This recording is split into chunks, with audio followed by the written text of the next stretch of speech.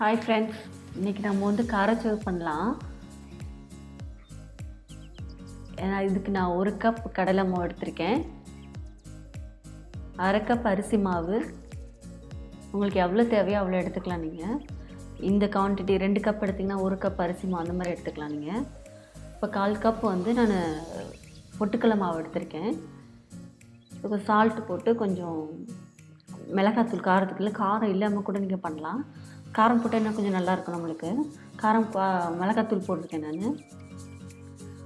இதை போட்டு நல்லா ரொம்ப நல்லா ஒரு கெட்டியாக இந்த அளவுக்கு பண்ணிடணும். நம்ம ரொம்ப தண்ணியாக இருந்தாலும் நம்மளுக்கு அந்த இழுக்கிறதுக்கு வராது. அது இப்போ வந்து எண்ணெய் காய வச்சு நம்ம அந்த அரிக்கரண்டின்னு சொல்லுவாங்கள்ல, அதில் போட்டு நல்லா தேய்க்கணும். நம்ம தேய்ச்சினா கொஞ்சம் நல்லா இதமாக தேய்க்கணும். அப்போ தான் நல்ல நீளமாக வரும், இல்லைன்னா கொஞ்சம் ஷார்ட்டாக ஆயிரும். அது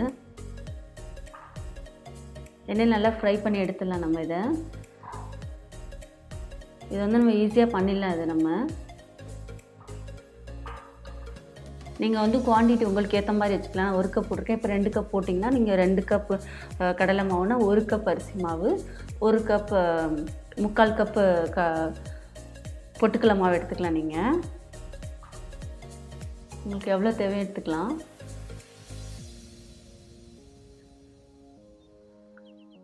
குயிக்கான ஸ்நாக்ஸ் இது. நம்ம டக்குன்னு ஈவினிங் டயத்தில் ஒரு 10 மினிட்ஸ் கூட ஆகாது செய்கிறதுக்கு. டக்குன்னு செஞ்சு நம்ம ஒரு பாக்ஸில் போட்டு வச்சோன்னா, அது ஒரு டிஷ்யூ பேப்பர் போட்டு அது மேலே போட்டு வைக்கதான். அது நல்லா எப்போவுமே நல்லா மொறுமொறுன்னு இருக்கும். இல்லைனா அது வந்து சாஃப்டாயிரும். அது